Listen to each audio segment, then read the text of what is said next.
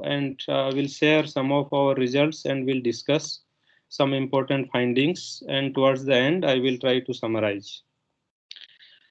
So before going to the this discussion of this particular topic, let me give you brief overview of what all projects we are working on at IIT Delhi, because as I understand, this is faculty development program, and at IIT Delhi also we host every year during the summer, we host many faculties as summer research fellows. So let me give you a brief outline of what we are doing and what all projects we are working on in our group at IIT Delhi. So some of you would be probably interested in one of the projects, and you are most welcome to apply for this summer research faculty fellow at IIT Delhi, which will be advertised, I think, in February or March every year. This time it may get delayed due to the current situation. So our one of the projects is on Hosler alloys. Hosler alloys are basically ternary alloys, and where the formula is X to YZ, where X and Y are transition metal elements. You can see from this periodic table, and Z is one of these elements. And why these Hosler alloys are important? These materials were discovered by Hosler in 1903, where he found in this particular material CO2MnSn, he found ferromagnetism, where you see none of these elements are magnetic. Okay, so he observed ferromagnetism having non-magnetic constituent elements, and since 1903 there are n number of materials now in this family, and people are still trying to understand the origin of ferromagnetism in these type of materials. We have a new arc melting system in the group to prepare these type of materials, and these type of materials are also useful for many applications. We are mostly focusing for spintronic applications, magnetic refrigerator applications, and thermoelectric applications. So these three directions we are mostly focusing in our group. The second project which we are working is on complex oxides, where we focus both on bulk materials as well as thin films. We have a new pulse laser deposition in our group. You can see this excimer laser here, and this is the pulse laser deposition chamber. So we can grow complex oxide thin films using this pulse laser deposition in our group. And these complex oxides are also useful for many applications. We are collaborating with a group in chemical engineering department at IIT Delhi for oxide fuel cell applications. And in our group, we are mostly focusing on different aspects of exotic physics at the interface. As I can give you so many examples, but one of them was discovered in 2004, where if you take oxide A and oxide B, both are insulating, but if you put one over other, your interface will be conducting. Okay, so still in last decade or so, people are still trying to understand what happens at the interface, where I take one oxide A, which is insulating, oxide B also insulating, and the interface is conducting. And if you are very careful in fabricating this interface, you can even make this interface superconducting. Okay, so if two bulk materials or two materials insulating in nature meet each other, the surface becomes even superconducting. So what is going on at the superconductor, at the interface? Okay, and even there are many interesting materials where people talk about the interface is actually the device. Okay, so these days we are everywhere talking about nanoelectronics, nano devices, and so on and so forth. So these nano thin films are very useful for many device applications. We have also started working on quantum materials, where we mostly focus on high TC superconductors. And we also can grow single crystals of these materials in our group, where you can see we focus on iron, selenium, tellurium, one of the iron-based superconductors. which were discovered recently. And also we work on topological insulators. The TI is topological insulators. You can see pictures of some of the single crystals grown in the group. And if you see the X-ray diffraction of single crystal, you will always see 00L planes. Okay, so if you see this X-ray diffraction pattern of this iron, selenium, tellurium composition, you see only 00L plane, 00, so 001, 002, 003, 004. Okay, so you will always see 00L planes. This is the XRD pattern of Bi2Se3, a candidate of topological insulator, where also you can see 006, 009, 0012, 0015. So all 00L planes you will be able to see when you do X-ray diffraction measurements on single crystal sample. Okay. So here are a few publications reported from our group in recent time. Okay, and very recently, so as organizer said, I am from physics department, and so far focusing mostly on physics related studies. But very recently in 2017, we started a new project on sodium-ion batteries, okay, for energy storage.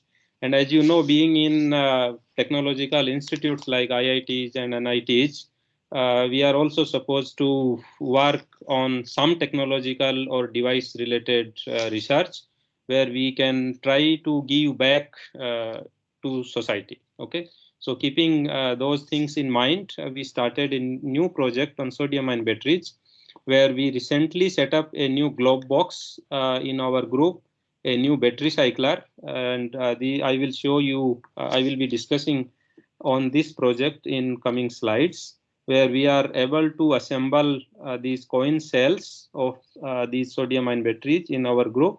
And we also, using this battery cycler, can do testing like charge, discharge, and other related experiments. Okay. And as you can see, in 2019, the Nobel Prize in Chemistry was awarded to batteries, to these three great scientists. As we all know, Professor Goodenough for his great work towards lithium-ion batteries. Okay.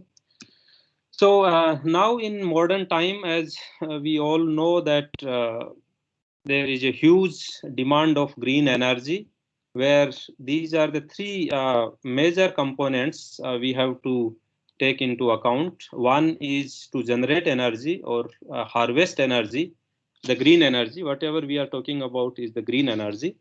Okay. So we can harvest energy by using solar cells or wind. But as we know that we cannot harvest energy 24 into 7. Okay.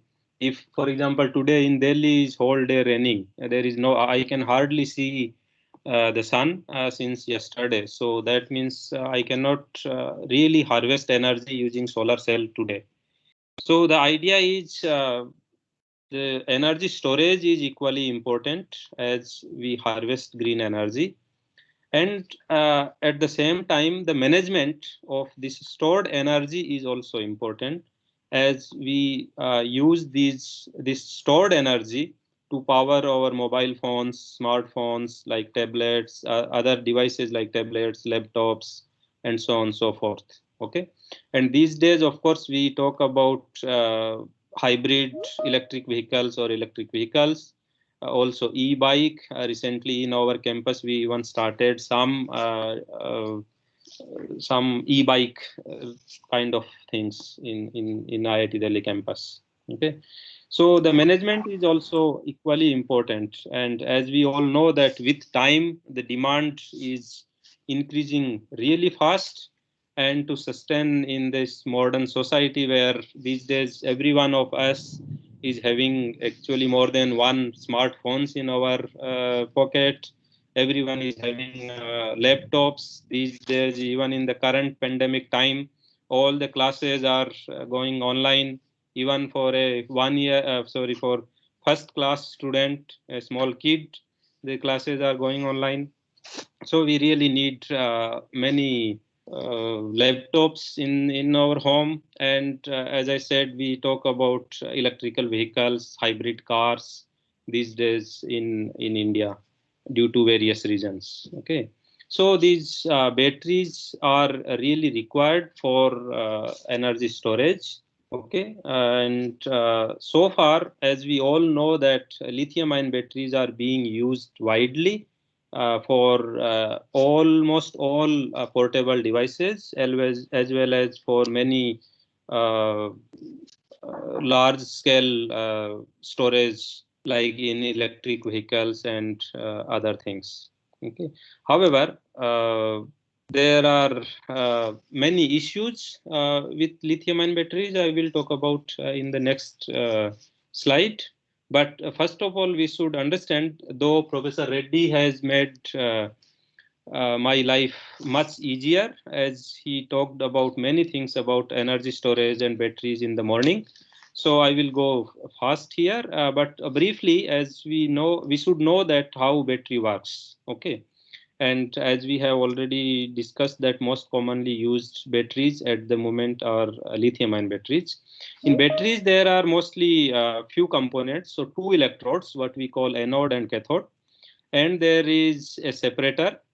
You can see in this picture. So that's anode and cathode. There is a separator here, and also there is something called electrolyte. Okay, we'll not go into much detail of all the components, but we should know how charging and discharging is happening.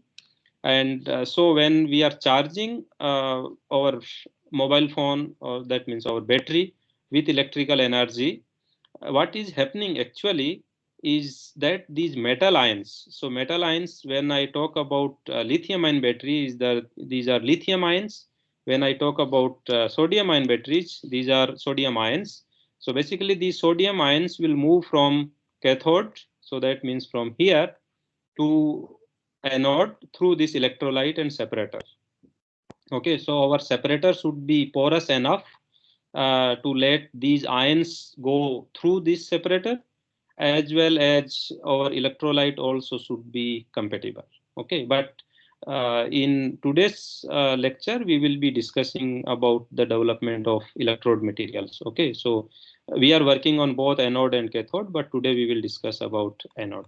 Okay, what happens when there is discharging? In discharging, these metal ions are basically moving back from anode to cathode. Okay, so basically in charging, discharging, these ions are moving from one electrode to another electrode, and to compensate that, these electrons are moving through this external circuit. Okay, so what you can see here is that this is cathode, and this cathode is deposited on a current collector, which can be aluminum or can be copper.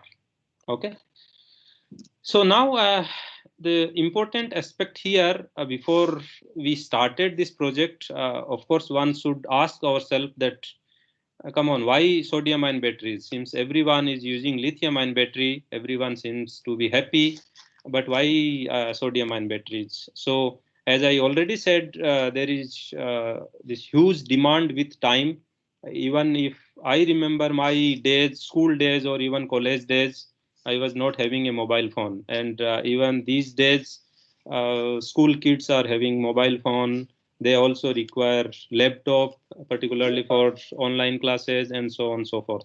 So with time, there is a huge demand of these portable devices, and to power these devices, we require batteries. Okay, so therefore, due to huge demand, these batteries, especially the battery component, is becoming more and more expensive. Okay, so we should try to search for alternative, and sodium ion batteries are good alternative of lithium ion batteries, because sodium batteries have similar chemistry. I would not say same chemistry, I would say similar chemistry, because there are many differences. So similar chemistry to lithium ion batteries. Okay, and store energy in more or less similar way, right? Also, sodium based devices are in principle more attractive.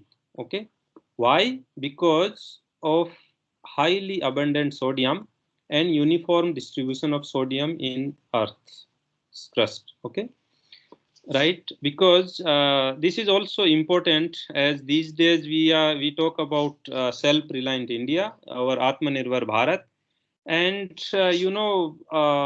there is no lithium in India. Okay, mostly lithium is distributed ununiformly and mostly in China, as per my knowledge, but in other countries as well. But the message, take home message, is that we are dependent on other countries. Okay, so when we talk about self-reliant India, this is really, really essential to find an alternative of these energy storage devices, which are mostly lithium-ion batteries. Of course, lithium-ion batteries are doing great job for us. Okay, but there is no other way to find or to search for alternative if we talk about particularly self-reliant India. Okay, and also the sodium-ion batteries, they do not require copper current collector. Okay, for anodes, right? Because sodium, for lithium, you need copper current collector, because lithium is reactive with aluminium, right? But sodium is not reactive with aluminium. So for sodium, we can use aluminium instead of copper, which will further reduce the cost. Okay. So here in this table, I am comparing few parameters, but I will focus here. This table is from one of the review articles, and I'm comparing here. You see the cost. Okay, the cost of most of the carbonates. In case of lithium, you can see it's 5,000 US dollars per ton. Okay, so whatever per ton or per kg, I don't care at the moment. What I want to compare is that for lithium it is $5,000, and for the same amount for sodium it is $150. So you can see the difference in the cost between lithium carbonates and sodium carbonates. Okay, and this is mainly due to, if you look at this picture here, what I am showing is the concentration of different elements in Earth's crust. Okay, so you can see the sodium is here. Okay, 2.6%, and the lithium you can see here. You can hardly see lithium here. So this 0.0022. Okay, so you can now compare between sodium and lithium. On this scale, I'm sorry about these lines drawn by me. On this side, you can see cost per kg in terms of dollar. And particularly, I want you to focus here. You see sodium carbonate here is 0.3, okay, US dollar per kg. However, for lithium carbonates, it is $7.9 per kg. So you can see the difference between 0.3 and 7.9. Okay, and also, as I said, for sodium ion batteries, we don't have to use copper foil. We can use aluminum foil as current collector, and the price difference between copper foil and aluminum foil also you can see here is significantly different, 15 US dollar and 25 US dollar. Okay, so overall the idea here is to find alternative of lithium ion batteries, is focusing on cost effective, the most important, and of course then at the same time we should look for other important parameters. Okay, so what are the important materials and parameters which we supposed to focus on? As I said, for any battery, there is cathode, and there are various types of materials being explored. Particularly, I'm talking about sodium-ion batteries, where layered oxides, polyanionic, various types of materials having different structure and so on and so forth are being explored. As an anode, there are also different materials related to carbon, metal oxide, metal alloys, and also equally important are the separators and the electrolyte. Okay, where electrolyte is always combined with binder, so that means various salts, solvents, additive, binder. So there are various components here when we talk about electrolyte. Okay, so all these materials are important, and one has to develop all these materials keeping various parameters in mind. Okay, few of them I have listed here. We all want high energy density. Okay, so these days our mobile phone battery is, you see, is about 5,000 milliampere hour per gram, right? And very recently, even in yesterday or day before yesterday's news, there was a news about Samsung Mobile that they are providing like 7,000 milliampere hour per gram capacity battery. Okay, so we all want high energy density. Of course, we all want fast charging. So you see, when I am charging my battery, it should not take hours. Okay, I just want to plug in, and if it is charged in 10 minutes, I'm more than happy. Okay, and the power density means how long your battery can give power to your device. That we want, of course, higher power density. And cost effective, what we already talked about. Safety is also important, and environmental friendly is also important. So we should keep all, at least some of these parameters in mind. Also, the important point is that how many charge discharge cycles we can do for a battery. Okay, so that means how about the battery life. Okay, and also if I'm not using the battery but all the batteries are self discharged. Okay, so I really want low self discharging, so I don't want that my battery will self discharge so quickly. So these are some of the parameters one has to keep in mind before developing any of these materials. Of course, all the materials are important for any rechargeable battery, for lithium and sodium both, but mostly we are talking about sodium ion batteries here. So these are the important parameters, right? However, when we talk about sodium ion batteries, so far I said many good things about sodium alternative, but of course there are many challenges when we talk about developing new electrodes. Okay, and these challenges are mainly coming due to larger ionic uh, size of sodium as compared to lithium.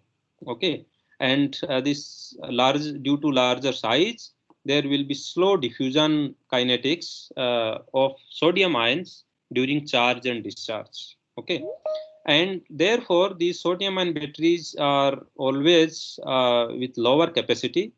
Okay, and also a lower rate capability, poor cyclic stability, and so on and so forth, right? So there is a huge demand or huge need, I would say, to develop appropriate materials to overcome all these parameters in sodium ion batteries. Okay, also, like if you I'm sure all of you know that in lithium ion batteries mostly graphite carbon is being used as an anode, but this graphite carbon is not suitable in case of sodium ion batteries. Okay, there are several reasons. Few of them are listed here. As you can see, as I said here, that sodium is bigger than lithium, so the layer spacing of graphitic carbon is not really enough to accommodate sodium. Okay, during charge discharge, and also energetically, sodium and carbon, they are really not energetically favorable to form an alloy. Okay, so we have to find also appropriate material for anode as well, right? So all sort of things will make, of course, these challenges. And in addition to these, also it is important to find appropriate electrolyte material. Okay, so that electrolyte, because these ions, as I said, these metal ions are going through this electrolyte while charging and discharging. So we have to find appropriate electrolyte material that can allow these sodium ions to move rapidly through this electrolyte during charge discharge, right? So these are the important parameters one has to think about. So now I will give you briefly how this energy is stored. So there are, broadly saying, there are three mechanisms involved in the sodium storage for both anode and cathode materials, right? So one is called intercalation, deintercalation, mostly happening in our batteries, which we use in our mobile phones and laptops. There is also another way to store sodium ions as conversion reaction. And the third one is alloying, de-alloying. Okay, so how the sodium is, talking to these anode and cathode materials. Okay, in intercalation, deintercalation, the sodium is not talking to these anode and cathode materials much. If there is enough space between the layers of these materials, sodium is just going and sitting in that space. Okay, and when we want to remove it, it will just leave that space and go to the other electrode. Okay, so it's the simplest and cleanest mechanism which is happening. In conversion, of course, it will react with these materials and will make some different composition. In alloying, de-alloying, also it will react uh, with these materials. Mostly this mechanism is happening at the anode, because anode is normally at the low voltage, cathodes are at high voltage, so alloying, de-alloying is not really happening much at high voltage. Okay. So what is important here is that in these two mechanisms, which we really don't like, the capacity, we can get 2 to 3 times more. Okay, but why we don't like because we, as I said, we want high capacity, and these two mechanisms can give me 2 to 3 times higher capacity. But still, I said we don't like these two mechanisms. Why? Because in these type of mechanisms or reactions, there is a large volume change. Okay, during charge discharge. So here I have written sodiation, desodiation. So this means charge discharge process. So there will be a large volume change, because in intercalation, deintercalation, as I said, sodium is not talking much to these materials. It will just go sit in that space, available space, and then will move out from that space simply. But if there will be conversion reaction or alloying, de-alloying type of reactions, then when we put the sodium into the material or remove the material, remove sodium from that material, there will be large change the volume. Okay, so that will basically make the life difficult. And also in some of the cases, this material will be taken out from the current collector. Okay, with time or with a couple of charge discharge cycles. Okay, so due to this, there will be a quick capacity decay during cycling. Okay, though the theoretical capacity or the initial capacity will be higher, but there will be fast decay during charge discharge, and also there will be low Coulombic efficiency. Okay, I will discuss what is Coulombic efficiency in next slides when I will be discussing our own results. Okay, I hope I have time. Anyway, so we'll go to the next. So in what are the challenges as we continue? So I think there is sound from somewhere anyway. So for most studied compounds or widely used materials for lithium ion batteries are the transition metal oxides. Okay, in different structures, right? So as I said, in this intercalation reaction, we just require enough space to accommodate these ions, sodium or lithium ions, as well as we also need multivalent ions. So these transition metal ions are mostly multivalent ions to maintain the electron, right? So this means the sodium diffusion is also dependent on this crystal structure of these transition metal oxides. Okay, and okay, this I have already discussed. The sodium is also heavier than lithium.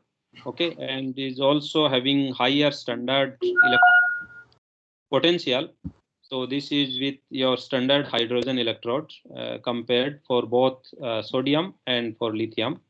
So this is higher standard electrode potential for sodium. So the sodium ion batteries will always, will have lower energy density. So we have to overcome, we have to develop new electrode materials to overcome with such challenges. Okay. But at the same time, as I said, if we talk about cost per kilowatt hour of energy that sodium can provide us, still there are so many advantages to find or to develop sodium ion batteries. Okay, particularly when we talk about large scale applications. Okay, so there is huge scope in order to search these alternatives of energy storage. Right. So in order to do that, what we have to do or what we are doing, we have to, of course, first search appropriate electrode material, then synthesize these materials. Here in our group, we use different methods like Dr. Reddy in the morning explained in detail. All solid state reaction method, hydrothermal, sol gel method, all sort of methods we use to prepare bulk as well as nanostructured electrode materials. Okay. Then we have to properly characterize them, and being from the physics background, I always study the physical properties using different tools like XRD, TEM, XPS, and magnetism, and all sort of things, right? And then the important thing is to prepare and assemble these coin cells. I will show you how. Then we have to test the electrochemical performance like the specific energy, the capacity, and cycle life, and so on and so forth. And of course, then we have to keep on doing these things until we get reasonably high performance. So high performance means if we are happy with in terms of energy density, the battery life, so that means cycle life, and so on and so forth, right? So as I said, we have to search new materials for electrode, and here I'm talking about anode. Okay, anode material particularly. So why do we need to search new materials for anode? Because in mostly in laboratories, laboratory-based research at not really large scale, we use metals, so like lithium metal or sodium metal for assembling these coin cells. So these what I'm talking about are half cells, not full cell. Okay, so in half cell we use metals like lithium or sodium as counter electrode. But as you know, metals are really not good. I will try to convince you in next slide. Also for lithium ion batteries, as I said, graphite is being used extensively. So why do we need to search for new anode for sodium? Why don't we use graphite? But I have already told you that graphite is not suitable for sodium ion batteries, mainly because the interlayer distance is not really enough to accommodate bigger sodium. Okay, is not sufficient, right? So, and also these sodium intercalated graphite compounds are also not thermodynamically stable. Okay, so not like lithium. Lithium carbonate LiC6 is stable, but NaC6 is not stable. So we use metals for our laboratory testing, but in 2019 there were two very interesting papers. One from Switzerland, one from Germany, and I spent a couple of months in this group where they actually talk about or actually tested sodium metal, which we use, as I said, as counter electrode in sodium ion half cells. Okay, so they question about how reliable is this sodium metal as counter electrode in these type of half cells. Okay, similarly, the other group also addressed the similar issue that can metallic sodium electrode affect the electrochemistry of sodium ion batteries. Okay, so there are reactivity issues and so on, right? And in one of these papers, they actually did very simple experiment. Okay, what was that experiment? Without assembling any coin cell or anything, they just put this sodium metal, okay, in electrolytes. Okay, so as I said, the sodium ions they have to travel through this electrolyte. So this group wanted to see how the sodium metal is reacting with this electrolyte. Okay, and most commonly used electrolytes are like NaClO4, in case of sodium-ion batteries, and LiClO4 for lithium-ion batteries. So what they did, they just put sodium metal in this electrolyte, okay, and you can see just right after this sodium addition, you can see how clean is this sodium metal, okay. But if you see after even 3 days, okay, no electrochemical reaction, they have just put this sodium metal into these different types of electrolytes. So this is always NaClO4, and also NaPF6. So these are the two electro salts mostly being used. And this E means they have used different solvents like ECPC or ECDEC and so on and so forth. But you can see even after 3 days, without any electrochemical cycling, you see how the metallic sodium is reacting with the electrolyte. Okay, you can see the change in the color, the change in the color, the change in the color. Okay, so we'll not go into really in detail, but they have, of course, tested the electrochemical performance. Like here is the capacity, milliampere hour per gram with number of cycles, and you can see how fast the capacity is going down. Okay, even within 120 cycle, the capacity is degraded from 250 milliampere hour per gram to almost zero. Okay, and then there are a few more experiments.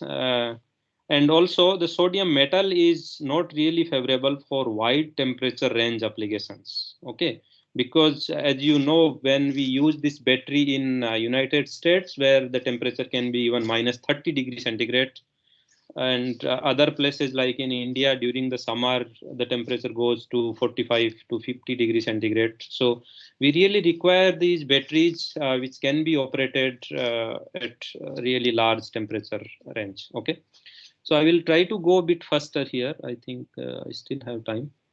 So since 2017, we started working on this project, and we explored few materials, both as anode and cathode. So like this NaMn zinc O2 nanostructures, we explored as cathode material in sodium-ion batteries. Also sodium vanadium material nanostructures, we explored as cathode in these sodium-ion batteries. This is a simple material, NaCO2, NaMnO2 nanostructures. We also tried to explore for sodium-ion batteries and try to then relate with the physical properties. Okay. So the one I am going to present now is our recent work published last year in Electrochimica ECTA in 2020, where we tried to really understand this diffusion kinetics and the electrochemical performance of this particular material, which was used as anode for sodium-ion batteries, but we also did measurements for lithium-ion batteries to compare with. Okay, and you can ask now why this particular material. Of course, there are so many advantages.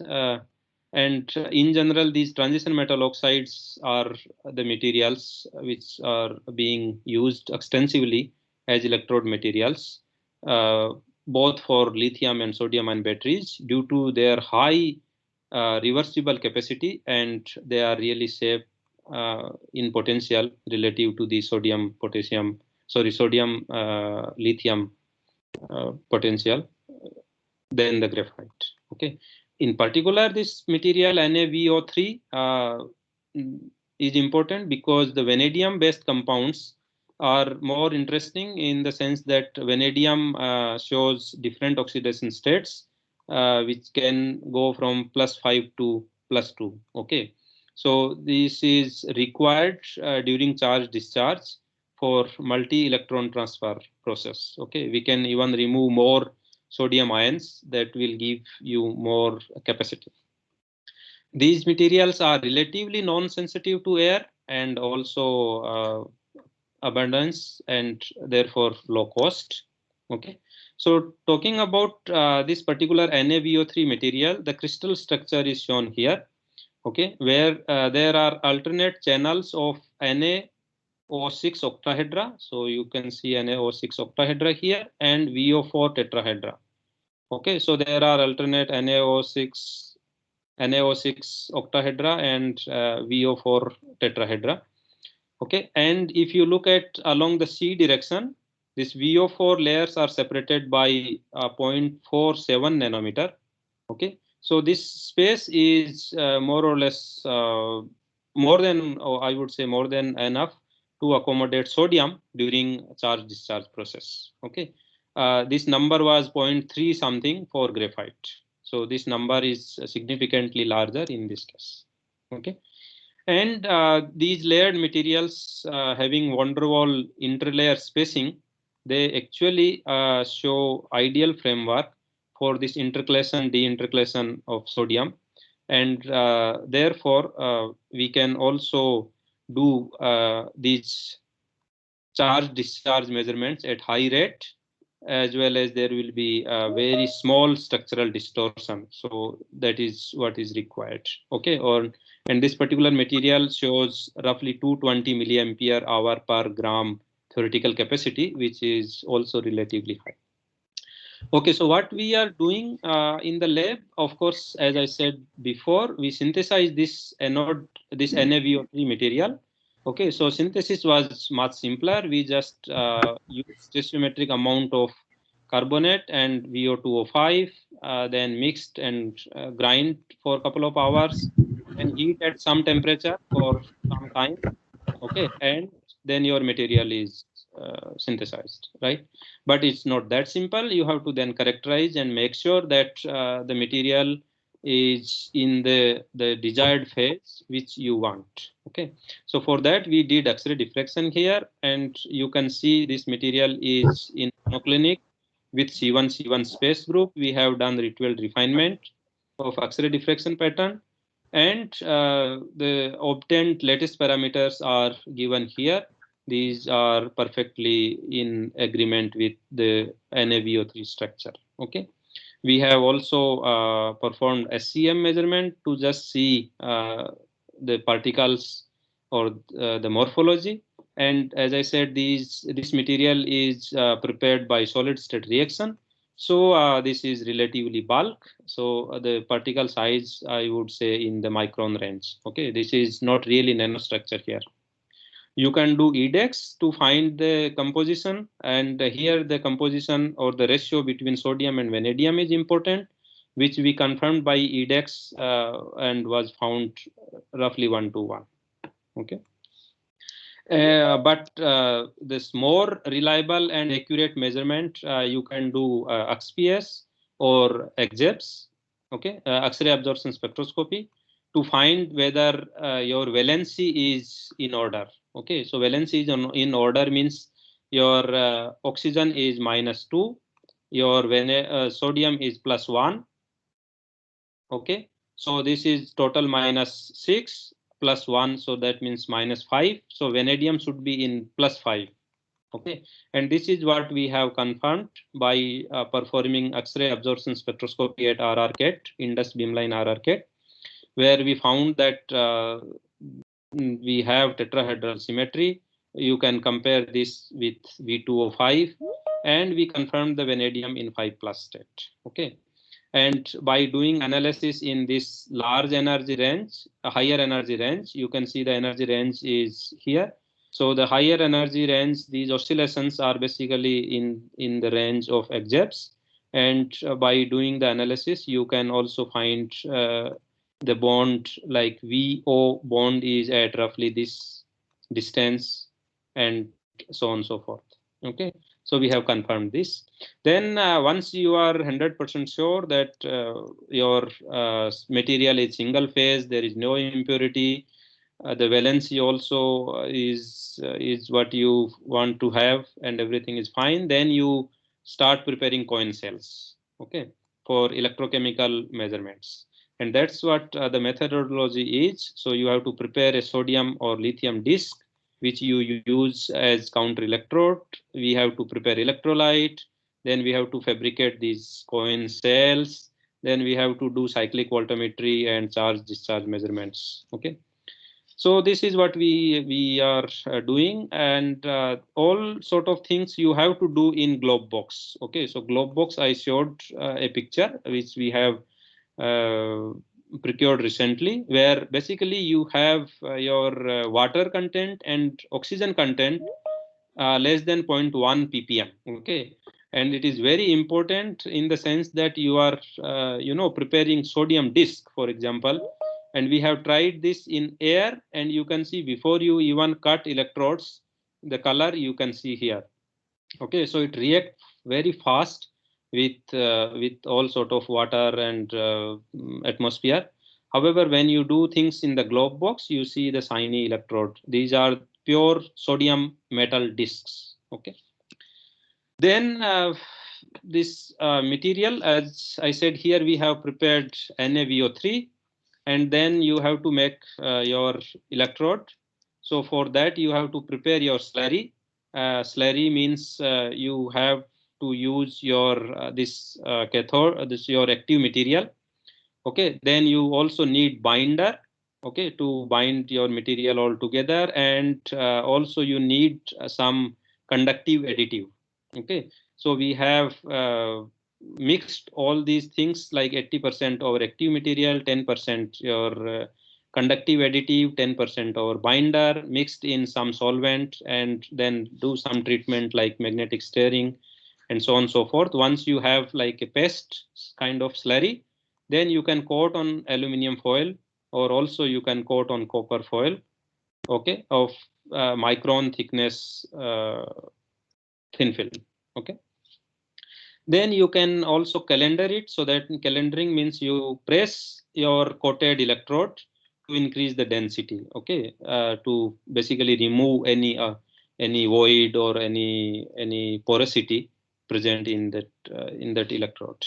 Then we have to also prepare electrolyte. So all sort of things we are doing in our lab. Electrolyte, you can use either NaClO4, as I said before, or NaPF6. Then we have to use couple of solvents like EC, PC. These are some organic compounds, materials, EC, PC, DC, and so on and so forth.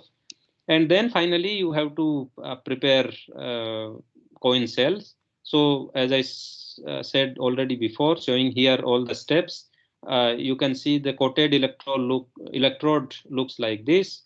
Then we have to dry it in vacuum oven. Then we have to, as I said, calender it. Then we cut small discs like you can see here.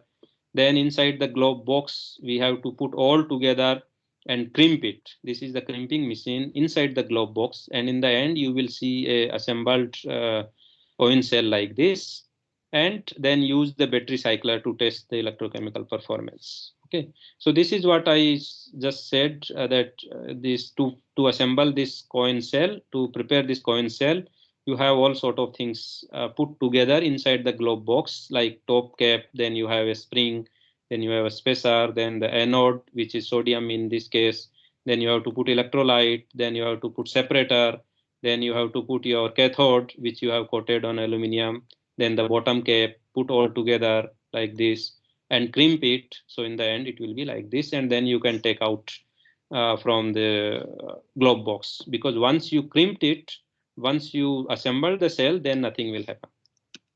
Okay, so I'm now showing a couple of our recent results from this paper. As I said, first thing what we have to do is we have to do cyclic voltammetry. This is current versus voltage plot. Okay, here these are some of the parameters which I have talked about. And you can see here there are redox couples here, one at low voltage, one at high voltage, and you can see both extraction of sodium and insertion of sodium. So this CV shows that we can put the sodium into the electrode, as well as we can take the sodium out as well. Okay, and then what is important is you have to do charge discharge measurements. You can see here, this is the capacity on this scale and voltage on this scale. Okay, and as I said, this material we tested as an anode.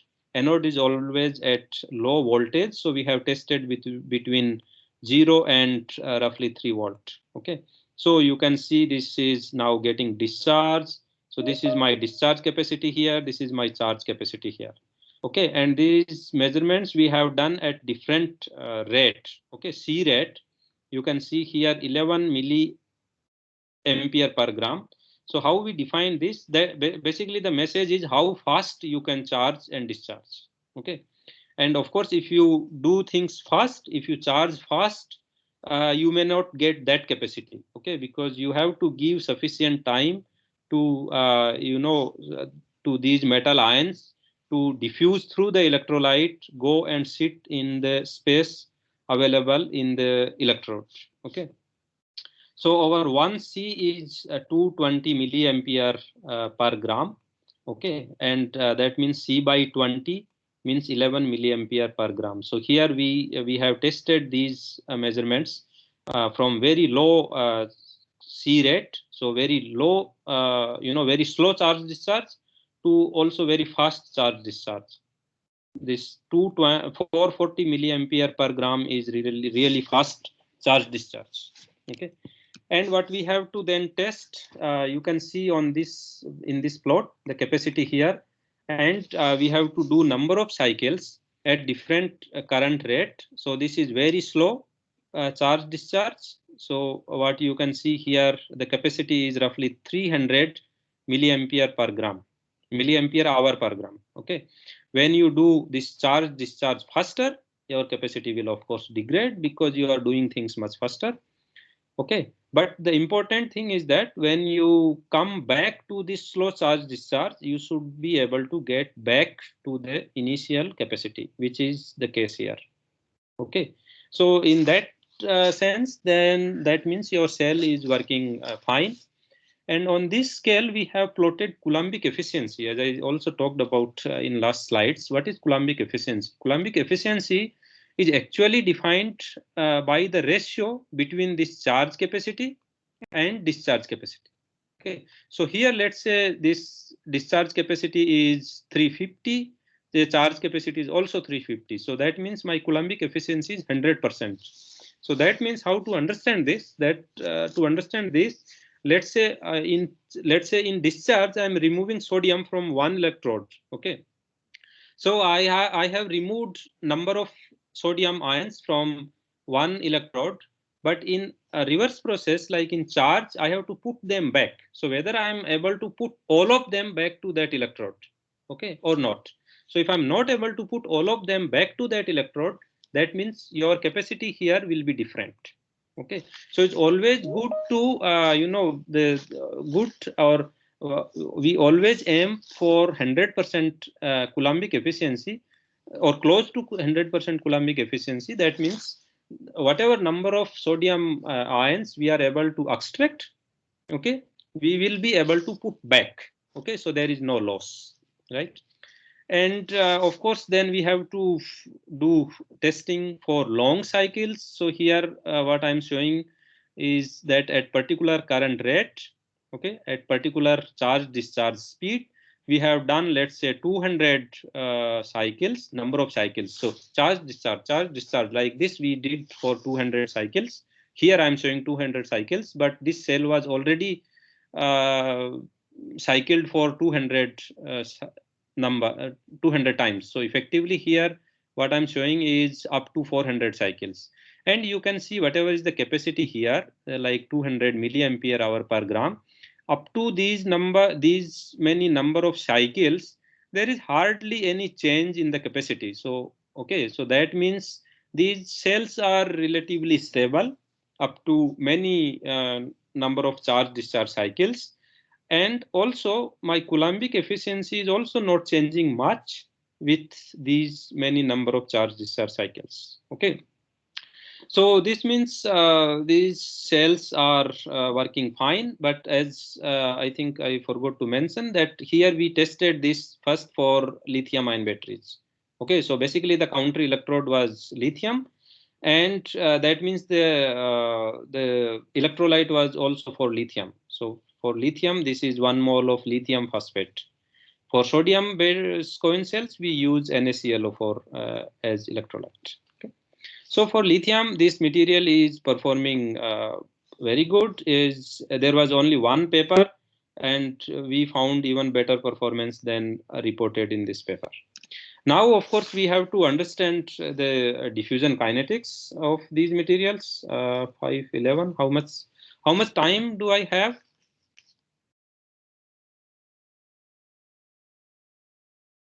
Can you hear me?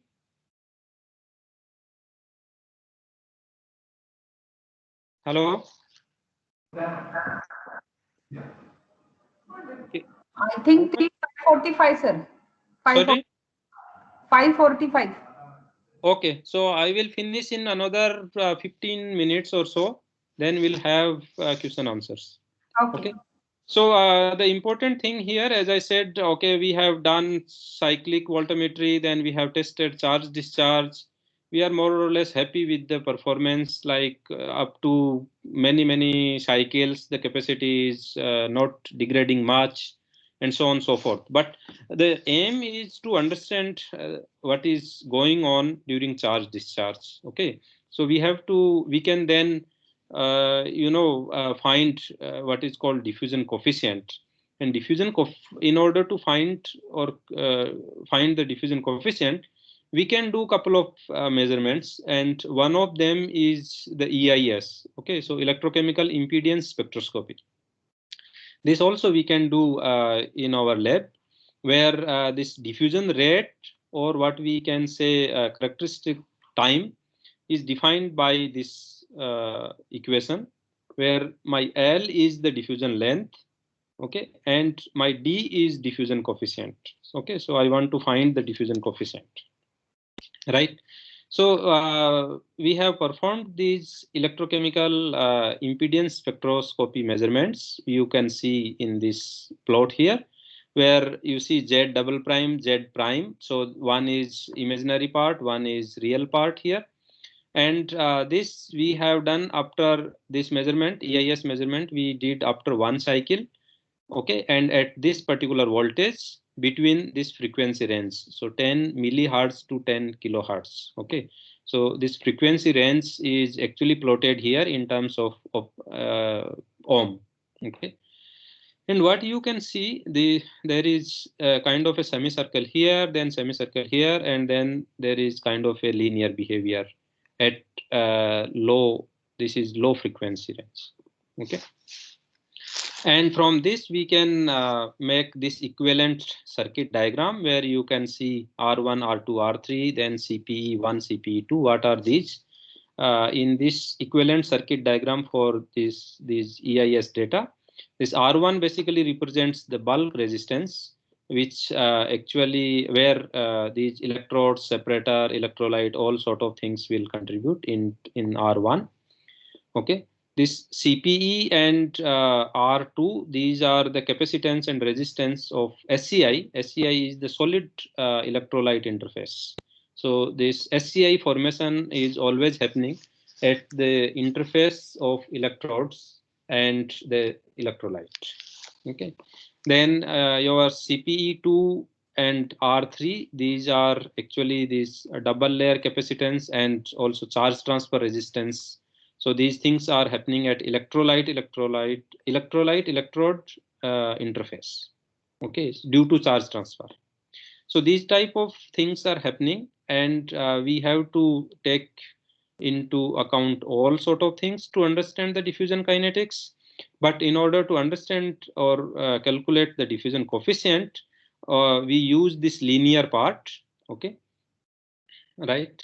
What is called here W4, okay, Warburg impedance, and that is related to the diffusion coefficient of lithium or sodium at electrode electrolyte interface.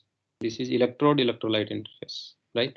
And in order to find this diffusion coefficient, we use this equation, okay, where Vm is the smaller volume of NaVO3, which is given here.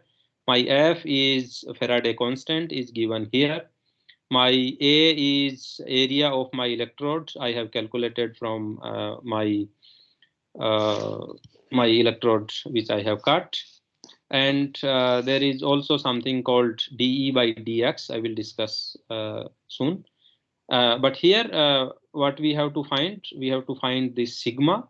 The sigma is basically Warburg impedance coefficient, which is related to this Z prime, so the real component of impedance, by this equation.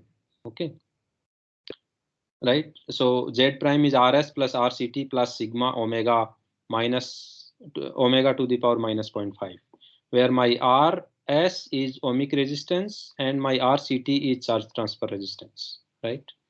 So I can plot, I can make a plot between Z prime and omega, okay, to the power minus 0.5, right? And this plot should always look like a straight line, and by fitting this and putting these parameters into this equation, I find here the value of sigma, okay, which is roughly this, right? So now I can put all these parameters into this equation, and I can then find the value of D, which comes out to be around 8 into minus 12 centimeters square per second. Okay, now you can ask where did we get the values of d by dx? D by dx we get from somewhere. Okay, d by dx we get from this plot, which I will discuss. Okay, and then there is another way of finding this diffusion coefficient. We can perform the cyclic voltammetry. Again, this is current versus cell potential at different scan rates. Okay, like 0.05 millivolt per second, 0.5, 0.1, like this. Okay, and then we use this equation, right? IP equal to 2.69 into 10 to the power 5 ACD to the power half nu to the power half and 3 by 2. Okay, where this nu is basically given here. Okay, and N is in this case is 1.6 lithium, which can be reversibly inserted or extracted in NVO electrode, which you can see here, which we have plotted for 300th cycle, and at this C by 20 rate current rate, you can see here we plot cell voltage versus how many lithium we can insert or extract from NaVO3. Okay, so you can see we can extract or insert roughly 1.6 lithium. This is per unit something in NaVO3 electrode. Okay, so and so we have now again C is this concentration of sodium is given here, and D we want to find out. Okay, and we know. So now we want to find IP and nu to the power half. Okay, so this IP is actually the peak current. Okay, so you can see this peak current here. This is current. So whatever these numbers are on the scale into 10 to the power minus 4 ampere. So we have made a plot between IP and nu to the power half. This is what is IP and nu to the power half. And from this straight line, we can find the value of IP by nu to the power half. We put all these values into this equation and find the diffusion coefficient of the order of 1 into minus 11 centimeters square per second. Okay, so this number, if you see, is slightly different than the number we found from EIS, 8 into minus 12, but is not too far. Is 10 into minus 12 is 1 into minus 11, so it's slightly away. Okay, so therefore we use a more accurate measurement, which supposed to be more accurate, which is GIT. Okay, so the GIT is basically galvanostatic intermittent titration technique. Okay, so this is basically a kind of titration technique which we present here. So what is plotted here, this is the current and this is the time. So what we have to do in this particular type of measurement, we can apply a positive or negative current pulse. Okay, so this is what we have done here. You can see this red is the current. Okay, so this is roughly 35 milliampere, so 0.035 milliampere. Okay, and we have applied this for 30 minutes. So this is the time here, time bit. So this is 30 minutes. Excuse me. Applied to the electrode for charging. And then we just make it rest, and the rest time was 100 minutes here. So you can see from 650 to 750. So in the inset, we are just showing zoomed view of what I am showing here in this plot. Okay.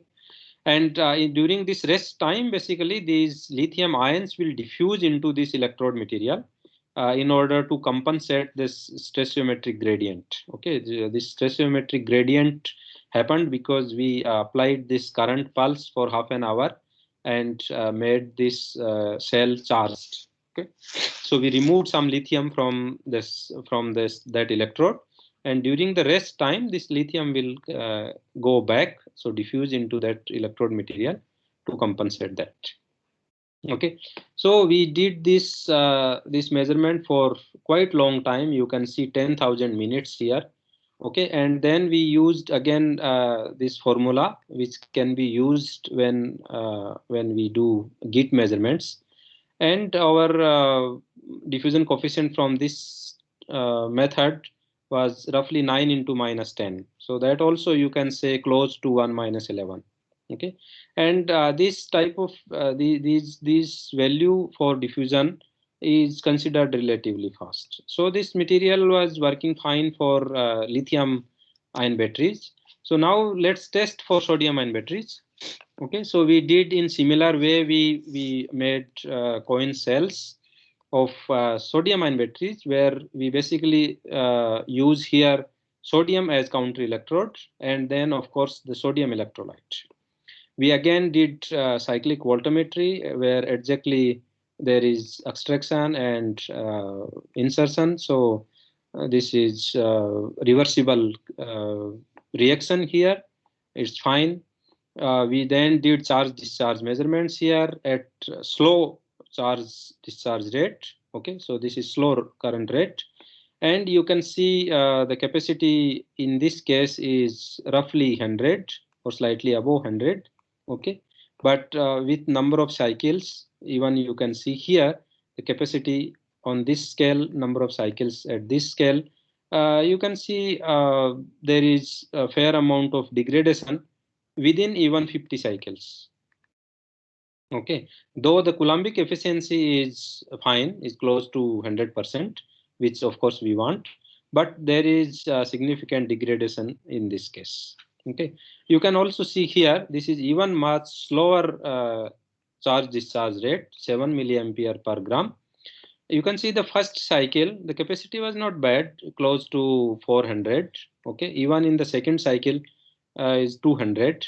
But what we observed here is the degradation is relatively significant in this case, even in 50 cycles. Okay, for lithium case, we have done even hundreds of cycles, was not really degrading, but here the degradation is significant.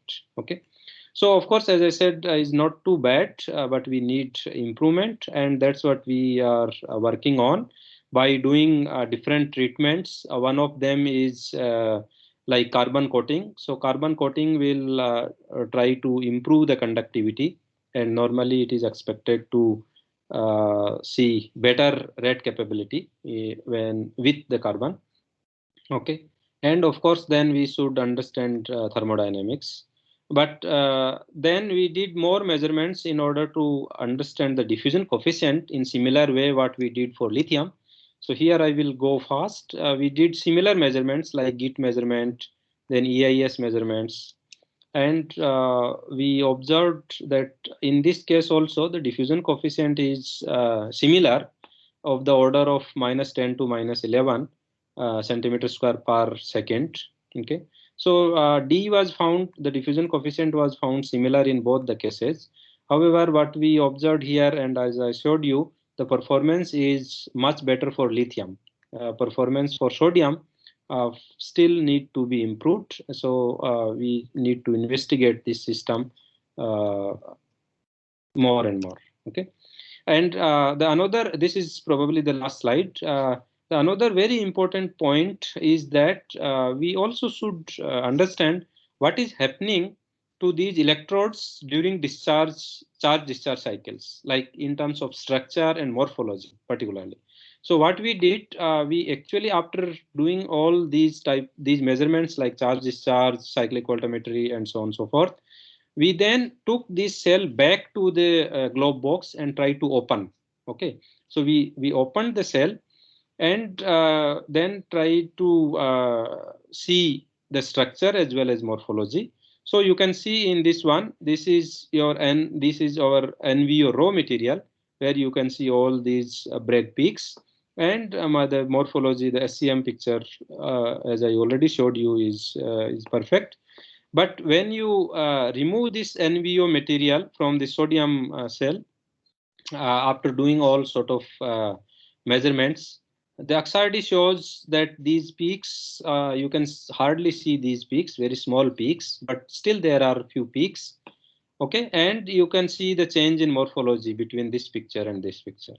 Okay, and of course these strong peaks marked by star are from the current collector. Okay. However, in case of lithium cell, when we opened the lithium cell and removed NVO material and did X-ray diffraction, this is more like amorphous. So you see hardly any peak. There are no peaks here. Also, your SCM image shows completely, amorphous type. So these are the comparisons we did after doing all sort of measurements. What happens to the structure and the morphology of this electrode material. Okay. So this is what we have done in the recent past, and we are trying to improve these things. Okay. So in summary, we have tried to explore. We have explored a couple of materials, and this NaVO3 I have presented here. We have characterized and also did some physical measurements. Then we improved the electrochemical performance of this material for lithium as compared to the reported one, but for sodium we still need to improve further.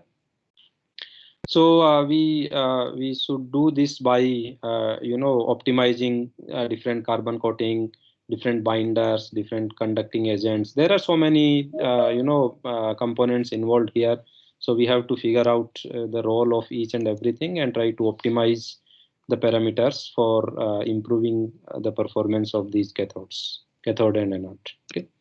So with this, I would like to acknowledge. So this work was mostly done by my postdoc Mahesh, who was in the group for 2 years, slightly more than 2 years, and also contributed by other members like Rishabh and Dr. Rakesh in the group.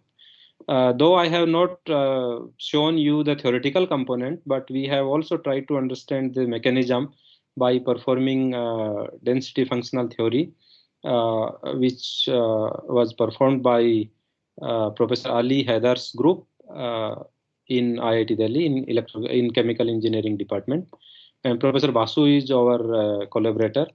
And whatever measurements and data I showed that time, we were not having any facility for this this project. So we used the facilities from Professor Amit's group and Professor Amrish from DTU. So these two collaborators provided facilities. We also did access measurements, as I said, at RRCAT. So I acknowledge Dr. Jha and Ravi for helping for these measurements. And of course, nothing can be done without funding. So I'm grateful for funding support from SCRB through my Early Career Research Award scheme. Also IIT Delhi through faculty interdisciplinary research program, and also BRNS through Young Scientist scheme. Okay, and with this I will end. But before that, I just want to mention that in 2019 we have set up at IIT Delhi a new center of excellence on energy storage platform on batteries. Okay, so this is really a big project. Many PIs are involved. We are also part of that, and we also have a industry partner, Hero. So we hope that we will be able to contribute towards electric vehicles at some point of time. Okay. So with this, I thank you very much for listening me, and I'm sorry if I have taken more time. Thank you so much.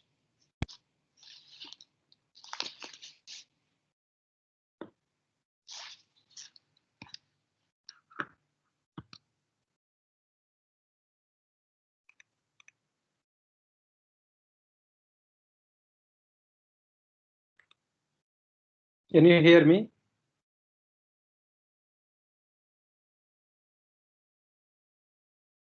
हाँ दादा जी, आप सुन पा रहे हैं मुझे? हाँ बिल्कुल। So I'm done now. Thank you so much for listening. Thanks to all participants, and I'm sorry if I have taken. I think I have taken some extra time. But आपने सही लिया, कोई दिक्कत नहीं है, अच्छा लिया आपने। और I will be happy to answer any query if anyone wants to discuss. yes, anybody want to listen?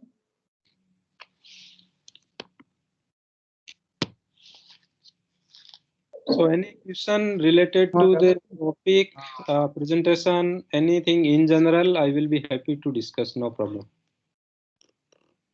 Okay, Dagaji, thank you very much, and we will touch in future collaboration. So much, sir, for inviting me. I am really grateful to you for giving me this chance. I am sure it was useful for participants and also for future collaboration. I will be more than happy to collaborate. Yeah. Thank you very much. Thank you so much. Thank you very much. So I can leave now, right? Yes, yes. Okay. Thank you so much. Thank you. Bye bye. Participants, one announcement. Tomorrow our session will be started 10:15 in morning, and we will share the link through the mail as well as on WhatsApp group. So so click on that link only and join the meeting. And your attendance, so many participants ask the question about the attendance. So your attendance we are monitoring through the MS Team. जो ये हमारे पास team app है, through that we monitoring the attendance. If you have a different name on this team, so mail me the name on which you on the team and on which your real name. So that can attendance will be monitored. Thank you very much in morning 10:15 hours.